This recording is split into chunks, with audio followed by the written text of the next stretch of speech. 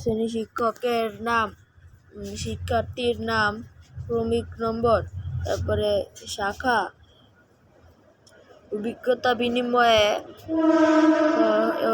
বিনিময়ে সপ্তম হিন্দু ধর্মের উৎস আয়োজন তৈরি।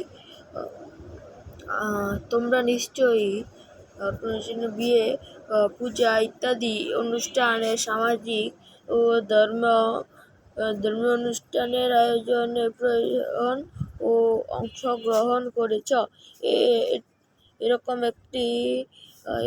একটি হিন্দু সম্পর্কে সামাজিক ধর্মীয় অনুষ্ঠানে তুমি যেসব ধর্মীয় রীতিনীতি পালন করেছ তা করতে দেখেছ বা শুনেছ, সেই অভিজ্ঞতার আলোকে নিচে কাজগুলো করো। হিন্দু ধর্মের অনুষ্ঠানের অভিজ্ঞতা বিনিময় করি। হিন্দু ধর্মের বিভিন্ন উৎস থেকে পাওয়া তথ্যের আলোকে আমরা জানা সামষ্টিক ও ধর্মীয় আচার অনুষ্ঠানগুলোর নাম লিখো। তোমরা একজন বন্ধুর সাথে আলোচনা করে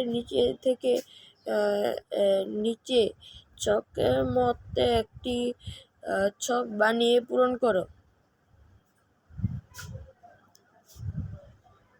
তোমার একজন বন্ধুর সাথে আলোচনা করে নিচে ছকের মতো একটি ছক বানিয়ে পূরণ করো। আমি হিন্দু ধর্মের যে অনুষ্ঠানগুলো দেখি, যে সকল অনুষ্ঠানগুলো দেখি,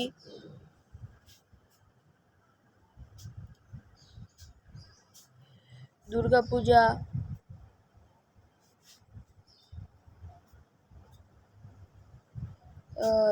পূজা, তারপরে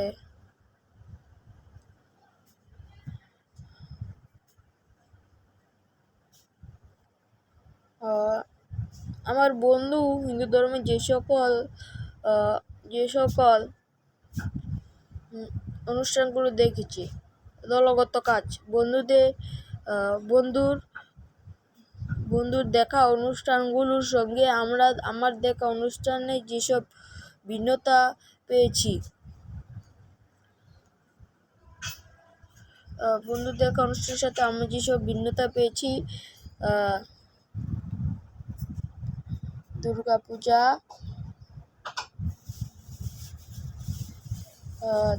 পূজা,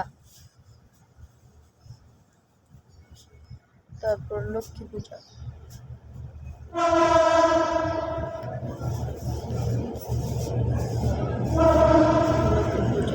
এগুলো হলো ভিন্নতা।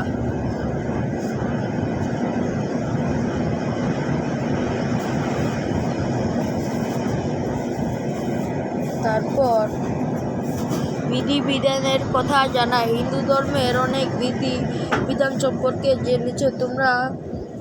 দেখা অনুষ্ঠানে যেসব বিধিবিধান প্রয়োজন হয়েছে সেগুলো দলীয় আলোচনার মাধ্যমে লেখো। কাজ, নিমন্ত্রণপত্র তৈরি।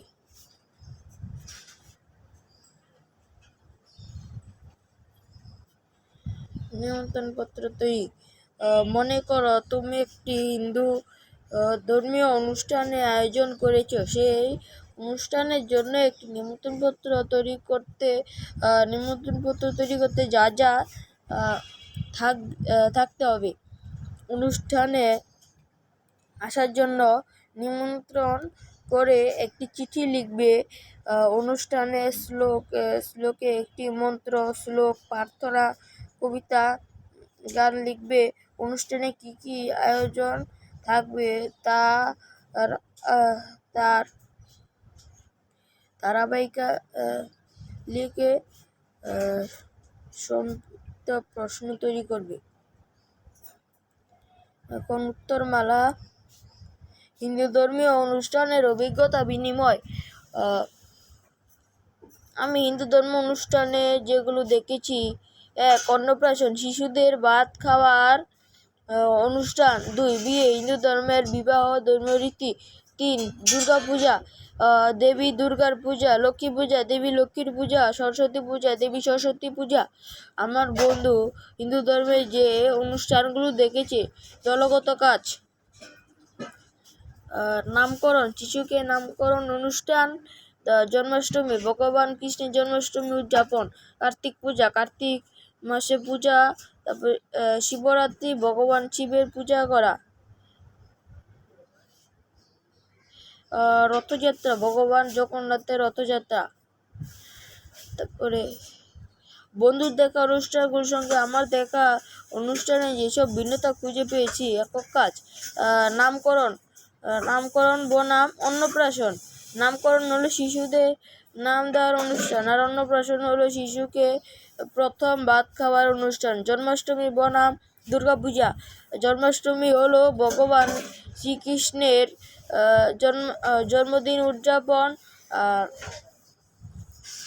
দুর্গা পূজা হলো দেবী দুর্গা পূজা। কার্তিক পূজা বনাম লক্ষ্মী পূজা। কার্তিক পূজা হলো কার্তিক মাসের পূর্ণিমা, কার্তিক মাসে পূজা। লক্ষ্মী পূজা হলো দেবী লক্ষ্মীর পূজা। শিবরাত্রি বনাম সরস্বতী পূজা। শিবরাত্রি হলো ভগবান শিবের পূজা। সরস্বতী পূজা হলো বিদ্যা দেবী সরস্বতী পূজা। রথযাত্রা বনাম বিয়ে। রথযাত্রা হলো ভগবান জগন্নাথের রথযাত্রা। এখানে বিয়ে হলো হিন্দুদের বিবাহের ধর্মীয় রীতি।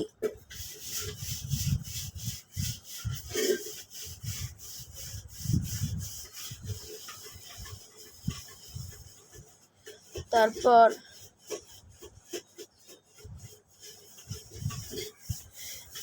হলো আমাদের দলগত কাজ, বিধিবিধানের কথা জানাই। আমাদের দলীয় কাজ আলোচনা। হিন্দু ধর্মের অনুষ্ঠানে কিন্তু গুরুত্বপূর্ণ বিধিবিধান নিম্নরূপ। অন্নপ্রাশন, শিশুকে স্নান করিয়ে নতুন পোশাক পরানো হয়। ভাত খাওয়ানোর আগে পুরাহিত মন্ত্র পড়ে আশীর্বাদ করে।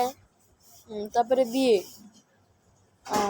বর কানে মন্ত্র উচ্চারণ করে 7 পাকে ঘুরে অগ্নি সাক্ষী রেখে প্রতিজ্ঞা করে।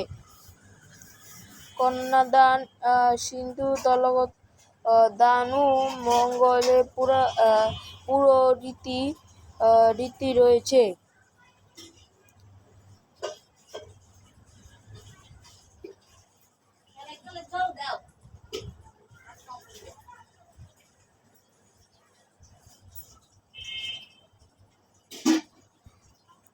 তারপর হলো একটা আমন্ত্রণ পত্র, এটা একক কাজ।